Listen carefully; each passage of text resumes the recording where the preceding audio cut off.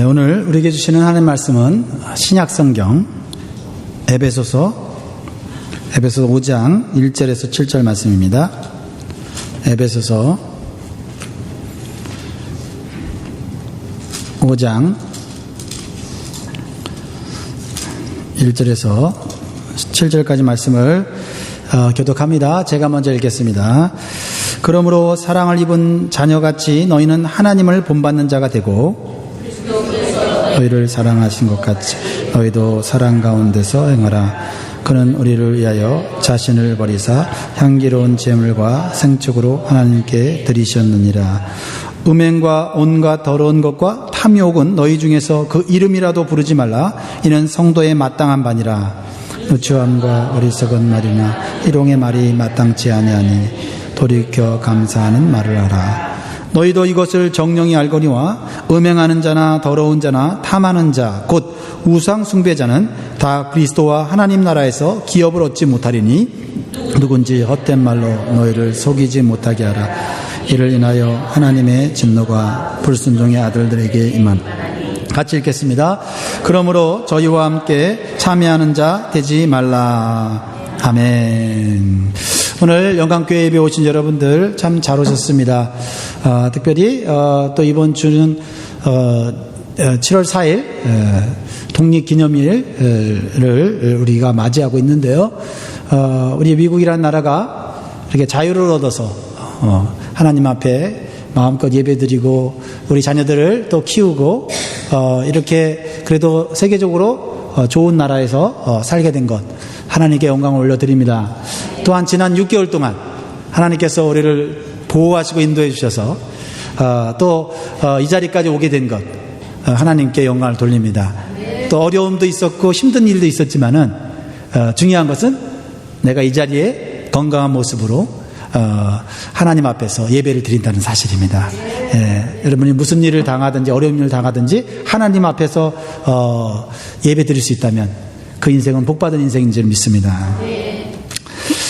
사람은 누군가를 닮게 돼 있어요. 여러분도 누군가를 닮았습니다. 특히 많은 시간을 보내는 사람을 닮게 되어 있어요. 보통 어렸을 때 많은 시간을 누가 보내죠? 부모와 시간을 보냅니다. 그렇기 때문에 부모의 인격과 신앙을 아이들이 닮게 돼 있어요. 요즘은 이제 할아버지 할머니들을 많이 닮는 것 같아요, 아이들이. 그래갖고 말하는 것도 할아버지처럼 얘기하고 행동하는 것도 할머니처럼 행동하는 그런 아이들을 보게 됩니다. 그러므로 이 아이가 나를 닮는다고 했을 때 과연 어떤 말을 해야 되고 어떤 행동을 해야 될 것인가. 특별히 우리 신앙인으로서는 우리 어린 아이들에게 내가 어떤 믿음의 모습을 보여주는 것이 중요한가 생각해 볼 필요가 있다는 거예요. 그죠? 그냥 아이를 돌봐주고 먹여주고 입혀주는 것만으로 아이가 올바로 자라는 것이 아니에요. 아이가 올바로 자라는 것은 그 아이의 생각이 건강해야 되고요. 그렇죠? 인격이 아름다워야 되고요. 그렇죠? 그런 생각과 인격을 바탕으로 해서 행동이 나오는 거고요. 그렇죠?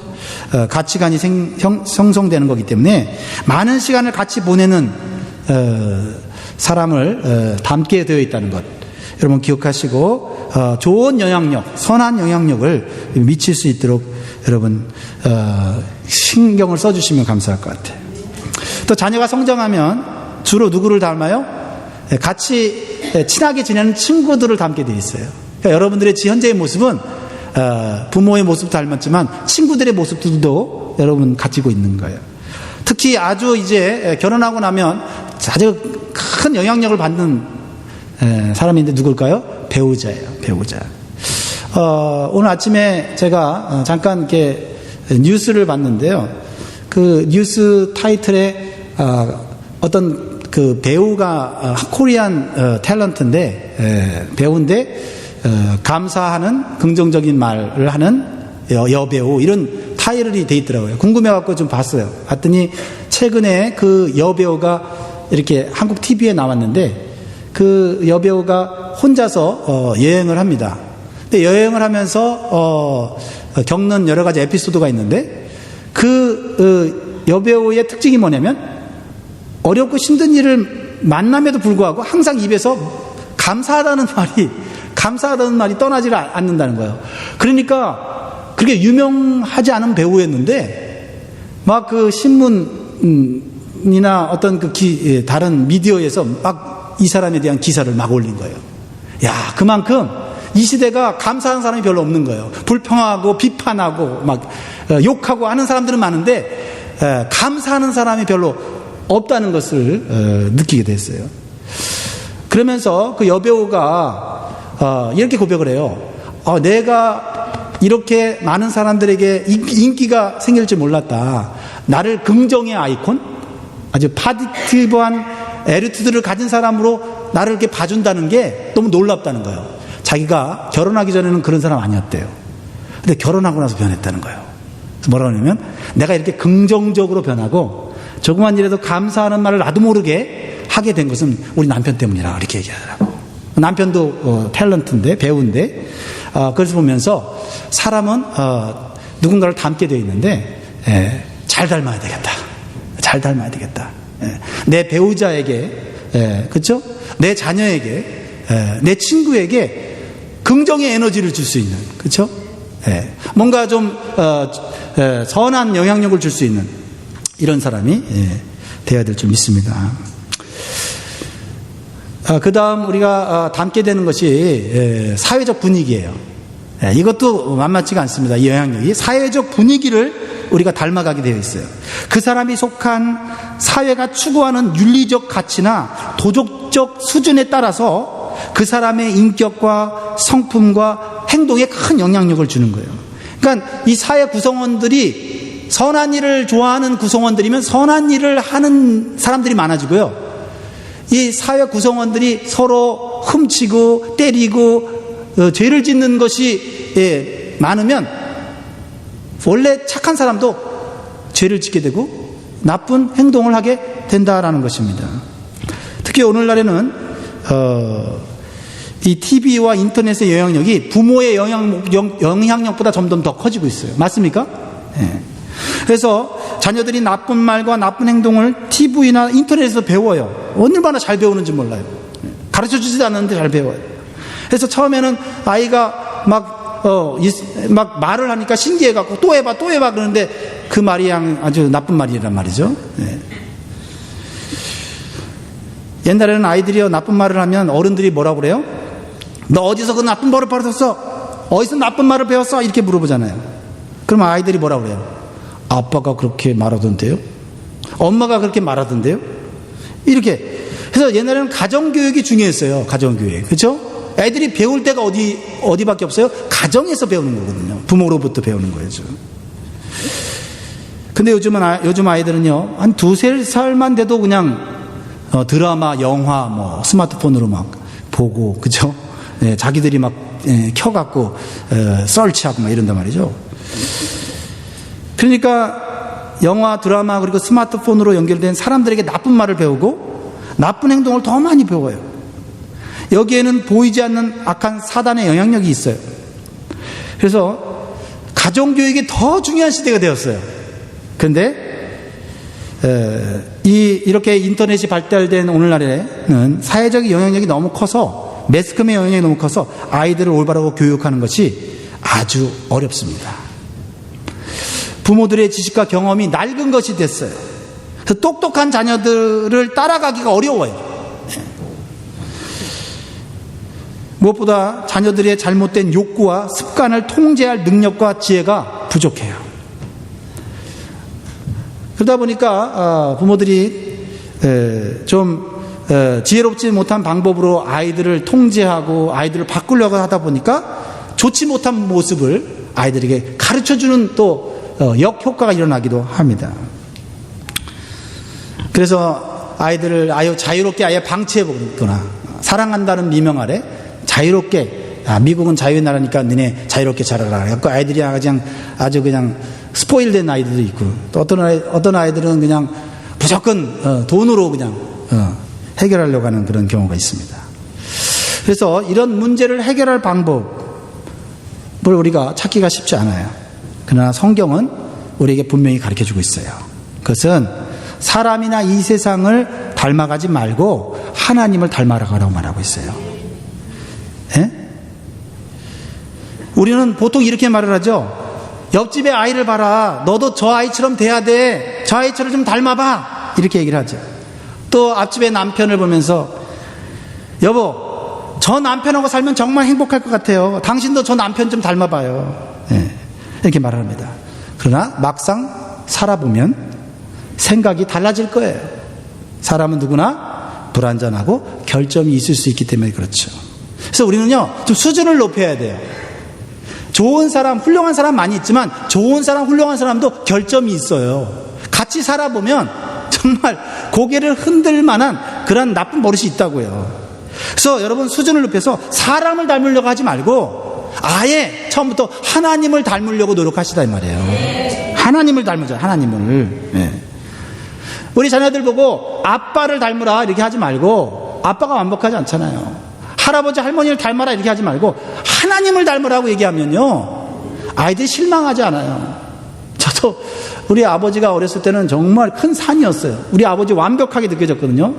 근데 제가 나이가 들면서 머리가 커지면서 느끼는 것은 우리 아버지에게 또 결점이 있다는 것, 예, 완전하지 않다는 것에 때때로 놀라기도 했거든요. 근데 우리 아버지는 저에게 신앙을 가르쳐 줬어요. 믿음을 가르쳐 줬어요. 하나님을 사랑하는 법을 저에게 가르쳐 줬거든요.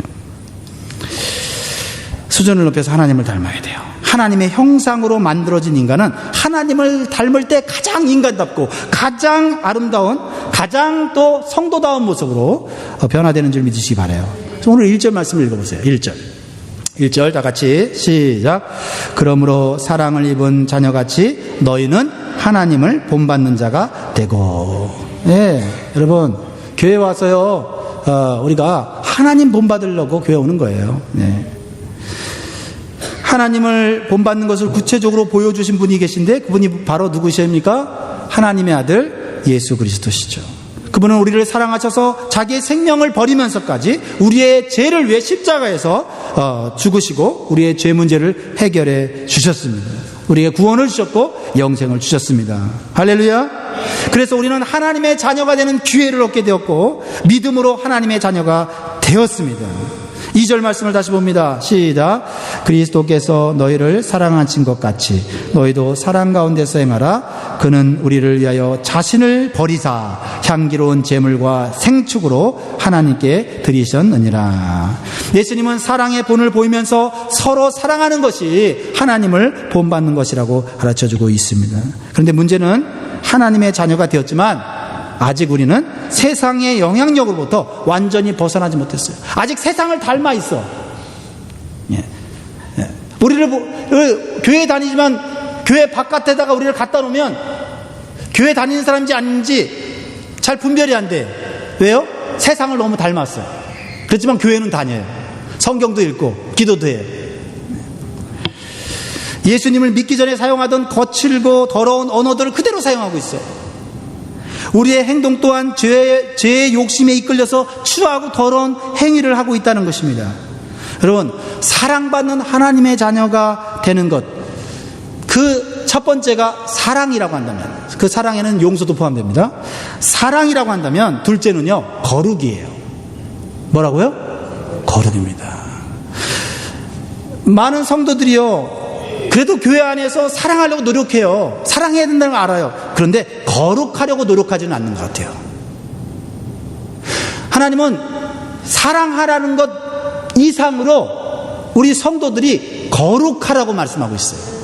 하나님 거룩하신 분이거든요. 이거 우리 정말 이 초점을 놓치면 안 돼요. 신앙생활에 교회 다니면 다 좋은 말씀 듣지 서로 사랑하는 얘기 아니야? 그걸로 끊어나면 안 돼요. 세상 사람들도 사랑하거든요. 어쩔 때는 세상 사람들이 우리보다 더 열심히 사랑할 때가 있어요. 사랑으로 안 돼요. 사랑만은 안 돼요. 거룩해야 돼요. 거룩해야 된다고요. 오늘 본 말씀 보면요, 하나님의 자녀는 거룩해지기 위해서 버려야 할 것이 있다고 분명히 말하고 있어요. 세상에서 세상을 닮은 모습을 버려야 돼요. 자, 3절입니다. 같이 읽습니다. 잘 들으세요. 시작. 음행과 온갖 더러운 것과 탐욕은 너희 중에서 그 이름이라도 부르지 말라. 이는 성도의 마땅한 바니라. 성도, 구원받은 성도. 예. 성도는 버려야 할 것이 있다는 거예요. 여러분, 음행, 온갖 더러운 것, 탐욕, 어디서 배운 거예요, 여러분? 에베소 교회 성도들에게 사도 바울이 지금 편지를 보내고 있거든요. 누구에게 얘기하고 있는 거예요? 세상 밖에 있는 사람들, 세상에 있는 사람들이 얘기하는 거예요? 교회 안에 있는 사람들이 얘기하는 거예요? 교회 안에 있는 사람들한테 얘기하는 거예요. 뭐라고요? 음행과 온갖 더러운 것과 탐욕을, 너희 중에서 이름이라도 부르지 말라, 이렇게 말하고 있다는 거죠. 타락한 세상에서 배워갖고 아직 그것을 버리지 못해갖고 교회 나와서 예배드리고 앉아 있는 거예요. 그냥 구원만 받으면 되냐는 거예요. 하나님의 자녀만 되면 되는 거냐고요. 그렇죠? 우리의 생각도, 우리의 윤리적인 가치관도, 그렇죠? 우리의 행위도 하나님을 닮아가야 한다 이 말이에요.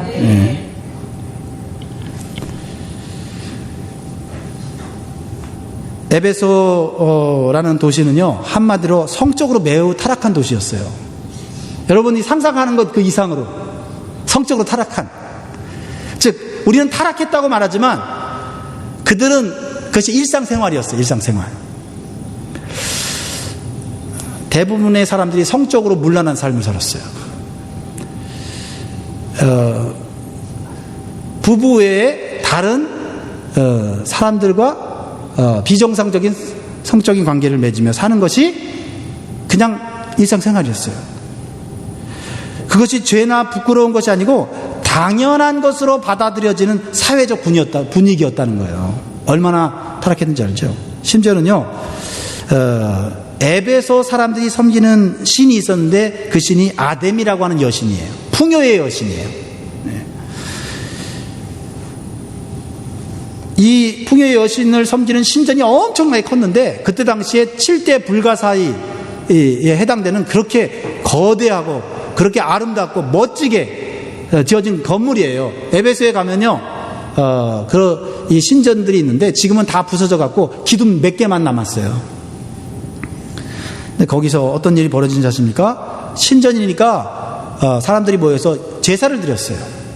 제사 의식이 항상 한껏 고조되었을 때 수많은 여자 사제들과 예배에 참석한 사람들이 성적인 관계를 맺어요. 이게 종교 의식이었다는 거죠. 그래서 그 당시 남자들은요, 자기 부인 외에 다른 여자와 성적인 관계를 맺는 것을 부끄럽게 생각하지 않았어요. 종교 의식 속에 성적인 타락이 들어있으니까 일상생활 속에서는 말할 것도 없는 거예요. 그래서 그들이 하는 말의 대부분이 음란하고 더러운 말을 즐겼어요. 그러면 그런 사회 속에서 자라나는 아이들은 어떻게 자라나겠어요? 그 정신이 온전하겠어요? 그 마음이 깨끗하겠어요? 네. 그런데요, 그런 사회 속에서 사도 바울이 전한 예수 그리스도의 복음을 듣고 회개하고 에베소 교회를 세운 거예요. 그런데 하나님의 자녀가 됐는데 여전히 직장에 가면, 일터에 가면 사람들이 성적으로 타락한 이야기들을 아무렇지 않게 하고 앉아 있는 거예요. 그러니까 사도 바울이 걱정이 되는 거예요. 하나님의 교회는 거룩한 것인데 하나님의 자녀가 된 사람들이 와서 예배는 드리지만 몸은 음란으로 더럽혀져 있는 거예요. 또 그것을 구별을 하지 못하고 예배 드릴 때는 또 경건하게 드리고 또 세상에 나가서는 또 음란한 짓을 하는 거예요.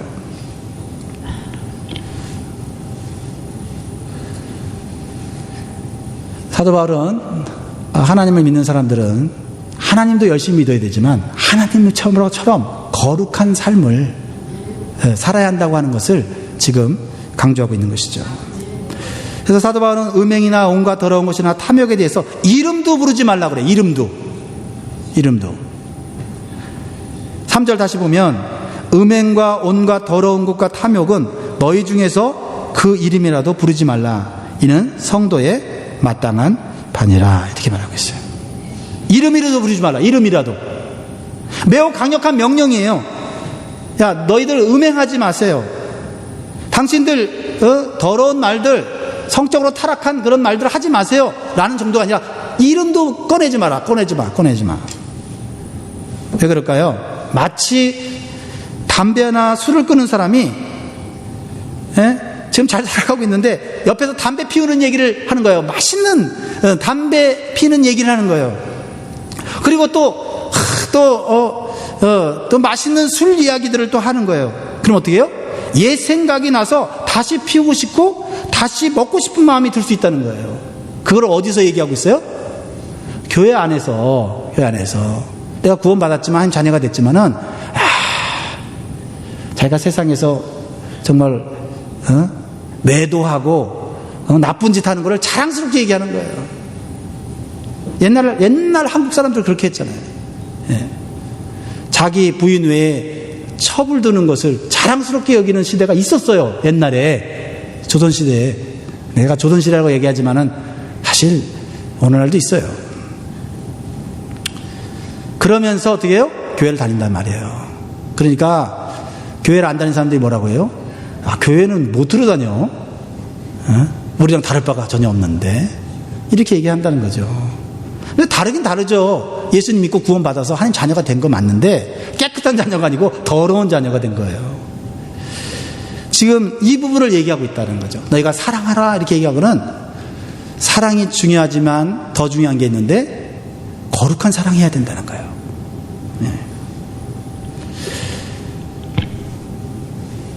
사도 바울은 하나님을 본받기 위해서는 세상에서 당연하다고 여기며 행했던 더러운 행위들을 버리라고 강력하게 권면하고 있는 거예요. 더 나아가 세상에서 배운 더러운 행위에 대해서 이름도 부르지 말라. 그것이 구원받은 성도의 마땅한 바다라는 것이죠. 사랑하는 성도 여러분, 하나님의 자녀된 여러분에게 성경은 분명히 말합니다. 예전에 예수 믿기 전에 세상에서 자연스럽게 행하던 부끄러운 행위를 하지 말아야 할 뿐 아니라 그 이름이라도 말하지 않기를 힘써야 된다. 이것이 성도된 자의 본분이다. 이렇게 말하고 있다는 것이죠. 그것은 나만 지키는 게 아니고 우리 가정을 지키는 일이잖아요. 또 우리 사회를 지키는 일이라는 거죠. 3절에는요, 우리가 읽은 3절에는 부끄러운 세 가지 행위에 대해서 말하고 있다면 4절은 부끄러운 말에 대해서 말하고 있어요. 세 가지를 말하고 있는데 어떤 말을 말합니까? 누추함, 어리석은 말, 희롱의 말이죠. 4절 다 같이 읽겠습니다. 4절 시작. 누추함과 어리석은 말이나 희롱의 말이 마땅치 아니하니 돌이켜 감사하는 말을 하라. 하나님을 본받기 위해서는 구원받은 성도는 자신에게 어울리지 않는 말을 구별해야 된다. 그럼 우리가 세상에 살 때는 우리에게 어울리는 말이 있었어요. 그죠? 학교에 가면 학교에 어울리는 말이 있어요. 그렇죠? 군대에 가면 군대에 어울리는 말이 있고요. 그렇죠? 교회에 오면 교회에 어울리는 말이 있다는 거예요. 그런데 에베소 교회 성도들 중에는 이제 갓 예수 믿고 이제 교회 나왔는데 세상에서 하던 말 그대로 거룩한 공동체 내에서 하고 있었다는 거죠. 사도 바울이 이제는 너희들에게 어울리지 않다라고 말하고 있는 거예요. 어울리지 않다. 우리가 어울리지 않는 옷을 입으면 뭐예요? 무슨 패션이라고 그러죠? 그게 뭐 월스트 패션이라고 하나? 그렇잖아요. 옷도 너무 안 맞게 맞으면 좀 보기 흉하잖아요. 그런 것처럼 우리가 예수님을 믿는 사람이 됐는데 우리가 하는 말이 나하고 너무 어울리지 않으면요 보기가 흉한 거예요. 세상에서 배웠던 더러운 말이나 세상 사람들이 내뱉는 상스러운 말을 조심해야 한다는 것이죠. 그것이 하나님의 자녀이기 때문이에요. 왜냐하면 그것은 나만 관련 있는 게 아니라 우리 아버지에게도 관련이 있어요. 그렇죠? 내가 잘못하면 나는 괜찮아. 누가 뭐라 해도 괜찮아. 나는 하고 싶은 말 다 하고 살 거야. 그럴 수 있어요. 그런데 이제는 하나님의 자녀가 되기 때문에 내가 잘못하면 하나님이 욕을 먹잖아요. 교회가 욕을 먹잖아요. 교회는 예수님의 몸이라고 했는데 우리가 하나님의 자녀가 되는 특권을 받았다면 또한 하나님의 은혜에 하나님의 영광을 가리우는 일을 조심해야 될 필요가 있다는 말이에요. 이 말이 성도에게 어울리지 않는 말 세 가지가 있는데 그 첫 번째가 누추함이에요. 누추함. 이제 헬라어로 아이스크로테스라고 하는데요. 저급하고 속된 말을 의미합니다. 세상에서는요, 저급하고 속된 말을 하는 것을 자랑스럽게 여기는 사람들이 좀 있어요. 쉽게 말하면 욕하는 거, 그렇죠? 음담패설 같은 성적인 농담하는 거, 이런 거예요. 저는요, 초등학교 때 욕을 잘하는 친구가 있었어요. 욕을 아주 맛깔나게 잘하는 친구였어요. 욕을 어디서 그렇게 배웠는지 정말 잘 배웠더라고. 그래서 욕을 너무 잘하는데 말하는 모든 센텐스에 욕이 들어가요. 근데 그게 한때 부러웠어요. 어린 시절에는 그런 게 있잖아요. 그죠? 남자애들이 그냥 굉장히 그 마초같이 막 욕을 팍 하면서 막 이렇게 하는 게 부러울 때가 있거든요. 막 멋있어 보이고. 그럼 어리석은 생각 아니에요? 저는 욕하면 아버지한테 두들겨 맞았습니다. 그래서 욕을 뭐 집에서도 배우지 못했지만 속에서는 욕이 있었지만 입으로 안 나왔어요. 두 번째가 어리석은 말이에요. 어리석은 말이라는 것은 의미나 가치가 없는 쓸데없는 말을 의미해요. 그러니까 말해봐야 전혀 도움이 되지 않는 거. 그런 말들 어리석은 말이라는 거예요. 그러니까 성도는 말하면 누구한테 좀 유익이 돼야 되는데 말했는데 아무 얘기도 유익이 없어. 그리고 자기만 손을 보는 게 아니라 다른 사람들한테도 손해를 끼치는 말, 이게 어리석은 말이라는 거죠. 자기 자랑만 실컷 늘어놓는 말, 자기만 옳다고 여기는 말, 그리고 다른 사람은 다 틀렸다고 얘기하는 말, 이게 어리석은 말이라는 거죠. 희롱의 말이라는 말이 있는데 이 말은 좀 재미가 있어요. 유트라 펠리아라는 말인데요. 여기서는 상스럽고 독서를 의미하는데 이 단어는 좋은 뜻으로도 사용됐어요. 그러니까 재치 있게 말하는 거, 유머스럽게 말하는 거. 여러분, 누군가가 이렇게 재치 있게 얘기하고 유머러스하게 얘기하면 즐겁잖아요, 그죠? 상대방이 어떤 말을 하면 재빠르게 재치 있게 반응해서 그것을 아주 유머스럽게 이렇게 반응하는 그런 것을 의미하게 돼요. 그런데요, 유머가 지나치면요, 다른 사람을 재밌게 하기 위해서 상대방의 약점을 가지고 놀림거리로 만들어 버릴 수가 있다는 거죠. 그렇죠? 막 사람들이 내가 하는 얘기를 즐거워하고 내가 하는 얘기들을 이렇게 막 듣기를 좋아하니까 어떻게 해요? 다른 사람의 약점을 끄집어내서 그 사람을 이용해서 사람들을 웃기는 거예요. 어디서 많이 볼 수 있어요? TV 톡쇼를 보면요, TV 톡쇼를 보면 대부분이 다른 사람의 어떤 약점이나 그런 그 창피한 부끄러운 것을 드러내갖고 수많은 관중들, 청중들을 웃기잖아요. 이게 바로 희롱의 말이에요. 희롱의 말. 그러니까 우리가 유머스러울 필요는 있지만 지나치게 유머스럽고 지나치게 농담을 하게 되면 희롱의 말이 되고 다른 사람에게 상처를 주는 독서를 하게 된다. 이게 사도 바울이 말하는 그 뜻이에요.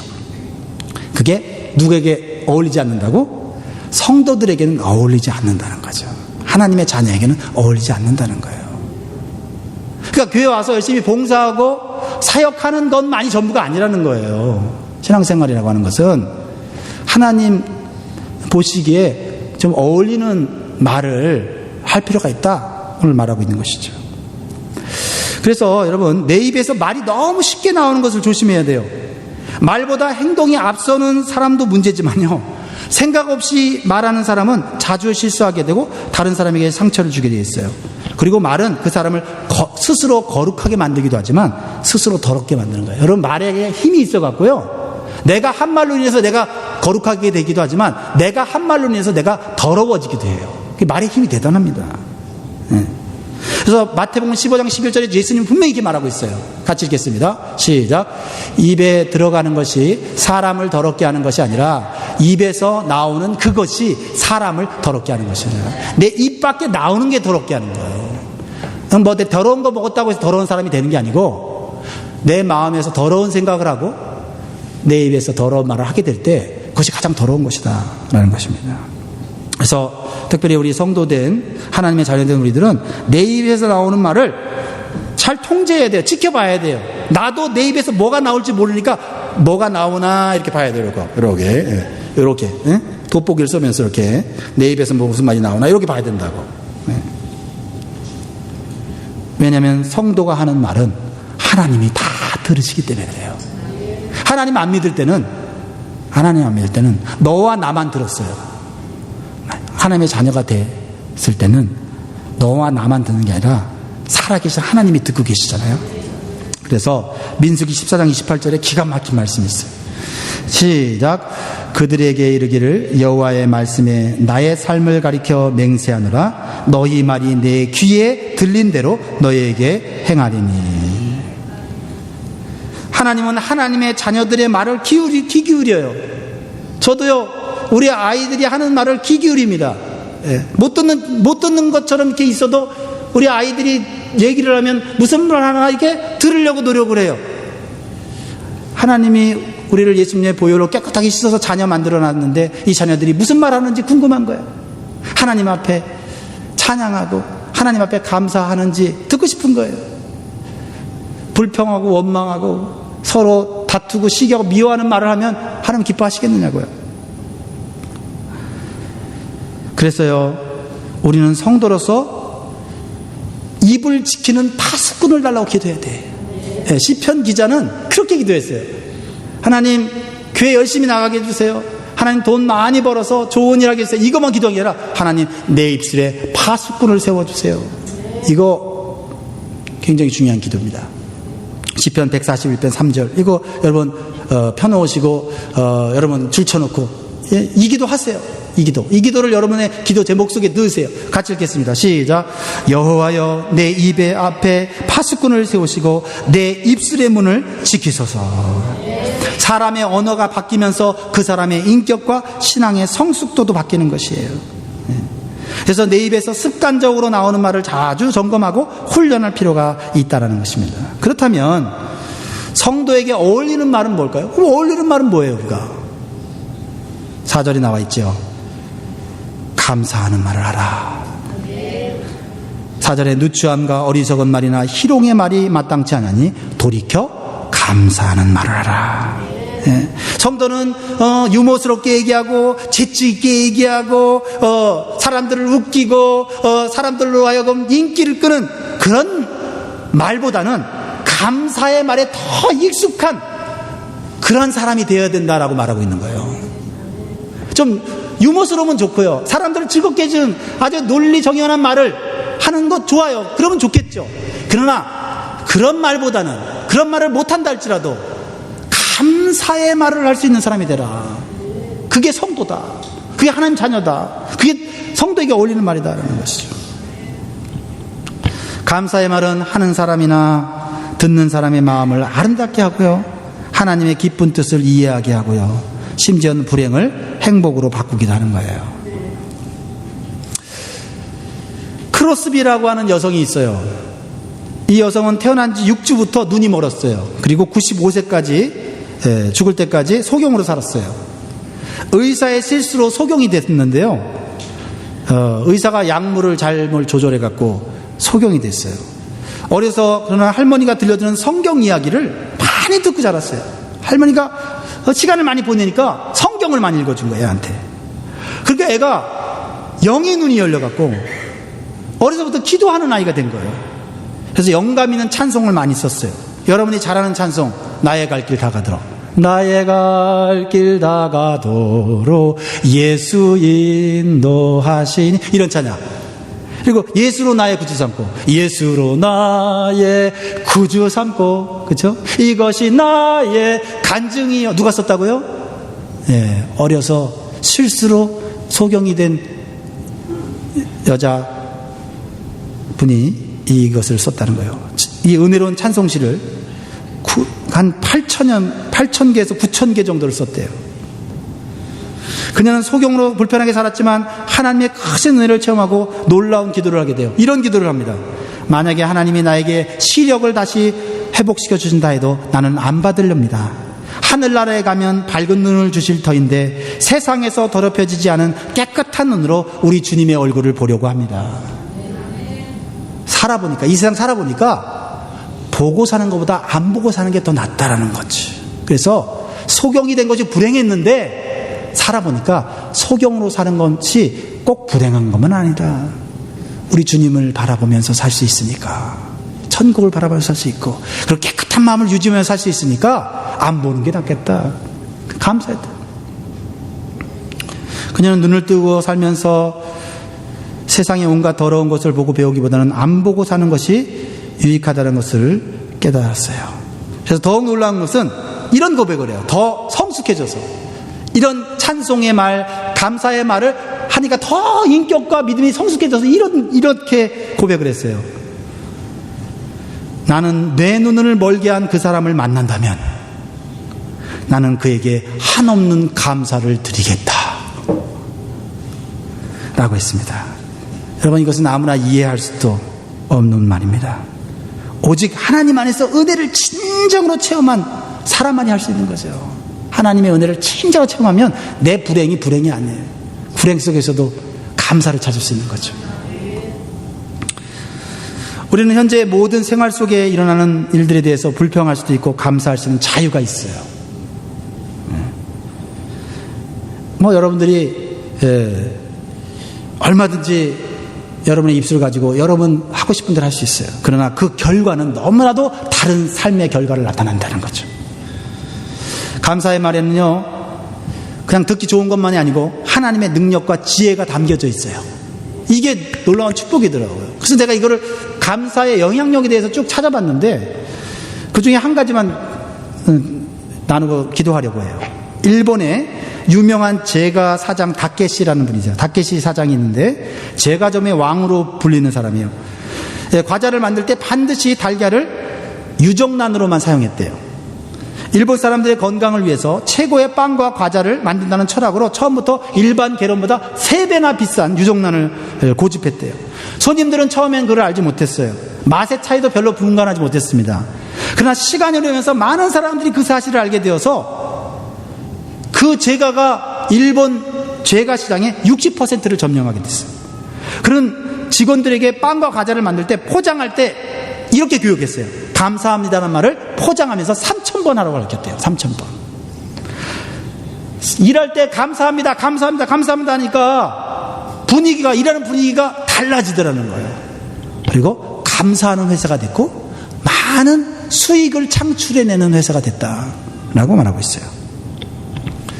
여러분, 감사한 마음이 들지 않아도요, 감사합니다, 감사합니다 그러면요, 마음이요 부드러워진 걸 느껴요. 네, 정말로 저는 그런 걸 많이 경험해요. 과학적으로 실험한 결과에 의하면요, 감사합니다, 감사합니다 할 때 여러분 우리의 입에서요 좋은 에너지가 나온다고, 생명의 에너지가 나온대요. 그래서 시험관에다가 모기를 집어넣었대요. 하필이면 모기를 집어넣었어? 모르겠어요. 모기를 집어넣고 감사합니다, 감사합니다 그랬더니 모기가 오래 살더래요. 그런데 이 모기를 보고 제기랄 하면서 욕을 막 해버렸더니 모기가 금방 죽더래요. 네.